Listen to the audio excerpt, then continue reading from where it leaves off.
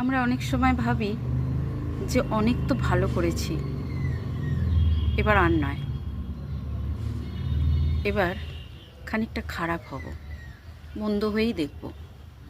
ভালো হয়ে তো অনেক কিছু দেখলাম, অনেক আঘাত পেলাম, অনেক কষ্ট পেলাম, অনেক অপমান পেলাম। এবার না হয় খারাপ হব, তাতে আর কোনো কিছু গায়ে লাগবে না। না, এটা আমিও ভাবতাম, অনেকেই ভাবে, কিন্তু এই ভাবনাটা একেবারে ভুল। সত্যি কথা বলতে, মন্দ হয়ে তুমি কি কাউকে পরিবর্তন করতে পারবে? উল্টে আরও খারাপ হবে, নিজের কাছে নিজে ছোট হবে।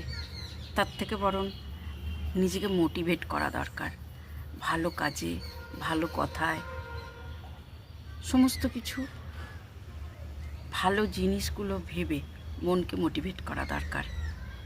সারাদিনে অন্তত একটা ভালো কাজ, ভালো কথা, ভালো ব্যবহার, না কাউকে দেখাবার জন্য নয় বা নিজেকে বড় প্রমাণ করার জন্য নয়, নিজের কাছে নিজে ঠিক থাকার জন্য, আর ওই যে তার কাছে ঠিক থাকার জন্য।